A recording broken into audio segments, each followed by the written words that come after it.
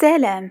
في هذا الفيديو غادي نشوفو أولا تعريف حق الملكية، ثانيا عناصر حق الملكية، وأيضا نطاق حق الملكية. خليكم معايا باش نفهمو التفاصيل ببساطة، وما تنسوش تشاركوا الرأي ديالكم في التعاليق. فتعريف حق الملكية في المادة 14 من مدونة الحقوق العينية كيعني أن أي واحد عنده الملك ديالو هو بوحدو اللي عنده الحق يستافد منه ويتصرف فيه كيف بغا بلا ما يتدخل فيه شي حد اخر. ولكن هاد الحق ماشي مطلق، يعني كاينين قيود كيحددها القانون أو الاتفاقات. يعني أن القانون الدولة عندها الحق تفرض قيود على الملكية من خلال القوانين. مثلا ممنوع تبني طابق إضافي بلا رخصة. أما الاتفاق فمثلا جوج شركاء عندهم أرض واتفقوا أنهم ما يبيعوش الحصة ديالهم إلا بموافقة الآخر. فعناصر حق الملكية غادي نشوفوا الاستعمال والاستغلال والتصرف. فالاستعمال كيعني أن صاحب العقار عنده الحق يستعمل الملك ديالو بنفسه مباشرة، ولكن بطريقة مناسبة وكتماشى مع طبيعته. كيفاش غادي نفهمو هادشي مزيان؟ تصور معايا عندك دار، بطبيعة الحال هاد الدار مخصصة للسكن، يعني عندك الحق تسكن فيها انت وعائلتك، ولكن ماشي من حقك تحولها لمصنع بلا رخصة، حيت هادشي كيخرجها من طبيعتها وكيقدر يسبب ضرر للجيران.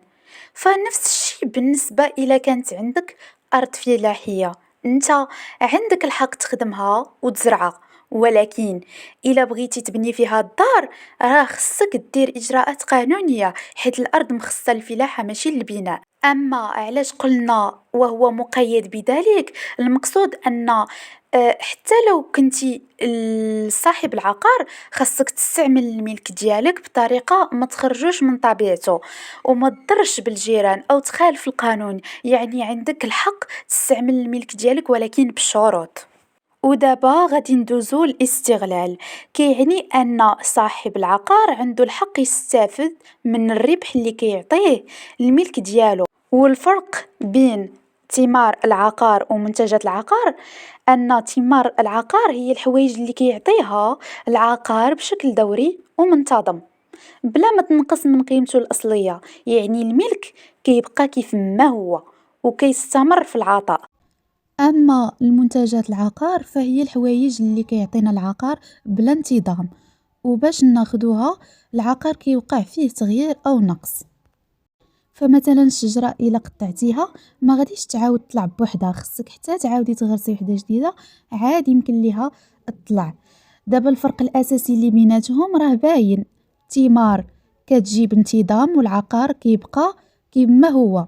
المنتجات العقار كتجي مرة والعقار كينقص أو كيوقع فيه تغيير. أما حق التصرف فهو أن صاحب العقار عنده كامل الحرية باش يتصرف في ملكه كيف ما بغى، ولكن في حدود القانون باش ما يضرش بحقوق الآخرين. يمكن لصاحب الملك يستافد من العقار ديالو إما استفادة كلية، مثلا تقدر تفرط في العقار بشكل نهائي بحال بالبيع، أو استفادة جزئية. مثلا إلا كان عندك عقار تقدر تشاركه مع شي شخص، مثلا تبيع غير جزء منه أو تكري غير طبقة وحدة من دارك. أما الاستفادة المادية، مثلا إلا كانت عندك دار تقدر تبيعها تاخد فلوسها أو تكريها وتاخد واجب الكراء كل شهر. أيضا الاستفادة المعنوية، مثلا إلا عندك أرض تقدر تحافظ عليها بلا ما تستغلها ماديا، غير حيت عندها واحد القيمة عاطفية أو تاريخية عندك. ودابا ندوزو باش نفهمو شنو الفرق ما بين التصرف المادي والتصرف القانوني. التصرف المادي كيتعلق بالتغييرات، يعني كيبدل الشكل ديال الملك ديالو. مثلا الهدم، إلا عندك دار قديمة وهدمتيها باش تبني وحدة جديدة. مثلا البناء، شريتي أرض وبنيتي فوقها. التصرف القانوني هو تحويل الملكية لشخص آخر، بحال البيع، بعتي دارك لشخص آخر. الكرا، كريتي محالك تجاري لشخص آخر. الهبة، عطيتي دارك هدية لشي واحد من عائلتك. وهكذا كيكون الفرق الرئيسي بين التصرف المادي اللي كيمارس حقه على الملك مباشرة بتغيير الشكل ديالو، والتصرف القانوني كيغير الوضعية القانونية ديال الملك بلا ما تمسو ماديا. ثالثا، نطاق حق الملكية. ألف، يشمل غلة العقار. المبدأ حسب المادة 16 من مدونة الحقوق العينية كتقول أن حق الملكية ماشي غير في العقار نفسه، ولكن كيشمل حتى الغلة ديالو سواء كانت ثمار أو منتجات.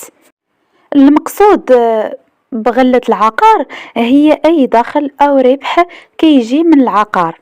استثناء إرادي قانوني. فالإرادي، المالك الأصلي عنده الحق يعطي الثمار أو المنتجات اللي كتعطيها الأرض ديالو لشخص آخر عن طريق الاتفاق، إما بمقابل مثلا يبيعهم ليه أو لا بلا مقابل يعطيهم ليه كهدية. فهاد الحالة الشخص اللي خداهم كيولي عنده الحق فيهم وما كيبقاوش تابعين لصاحب العقار الأصلي، حيت هو تنازل عليهم بإرادته. مثلا واحد الفلاح عنده واحد الأرض ديال الزيتون، وهو اللي عنده الحق باش أنه يجني داك الزيتون ويبيعه، ولكن قرر يعطي المحصول ديالو لهذا العام للصديق ديالو بلا مقابل حيت باغي يعاونو. فهنا الصديق ديالو غادي يولي هو اللي عنده الحق في الزيتون ديال هذا العام بمقتضى الاتفاق اللي داروا بيناتهم، والصاحب العقار الأصلي ما بقى عنده حتى حق فيه. أما النقطة الثانية قانوني، الحائز حسن النية، فالمقصود هو شخص عنده نية حسنة، يعني هو كان كيظن أنه كيملك داك العقار بالفعل. إذا كان شرى واحد العقار من شي شخص وهو ما كانش عارف أن البائع ما كانش عنده الحق في البيع العقار، فكيتعتبر أنه كان حسن نية. كان استرداد العقار، فالعقار يمكن يتم استرداده، ولكن الثمار ما يمكنش يتم استرجاعها. باء، يشمل ما يضم أو يدمج بالعقار بالالتصاق. فالمادة 16 من مدونة الحقوق العينية، المادة 16 كتقول أن أي حاجة التصقات بالأرض ديالك سواء بطريقة طبيعية أو بسبب البشر فكتولي جزء من العقار ديالك وكتدخل في الملكية ديالك بشكل تلقائي بلا ما تحتاجي تشريها بعقد جديد. جيم، يشمل علو العقار. فالمادة 15، المادة 15 كتقول أن المالك ديال العقار عنده الحق التصرف في العلو ديال الأرض ديالو، يعني يقدر يطلع في البني فوق العقار ديالو حتى الفوق، ما حد ما كيتعارضش هاد الشي مع طبيعة الأرض ومع القوانين اللي كتحدد التعمير. دال، يشمل عمق العقار. حسب المادة 15، العمق كيكون مرتبط بأي استغلال تحت الأرض سواء كان ذلك في المعادن أو المياه الجوفية أو أي شيء آخر يمكن يكون تحت الأرض. فمثلا إلا كنتي مالكة الأرض فلاحية، فإلا كانت عندك واحد الأرض فلاحية وفيها واحد البير ديال الماء تحت الأرض، فهذا كيدخل ضمن العمق ديال الأرض. وصلنا لنهاية الفيديو ديال اليوم، كنتمنى أنكم تكونوا استفدتوا وفهمتوا مزيان حق الملكية وخصوصا العناصر حق الاستعمال وحق الاستغلال وحق التصرف. وما تنساوش تسجلوا في القناة باش ما تفوتوش الفيديو الجاي اللي غادي نكمل فيه الشرح. إلى اللقاء.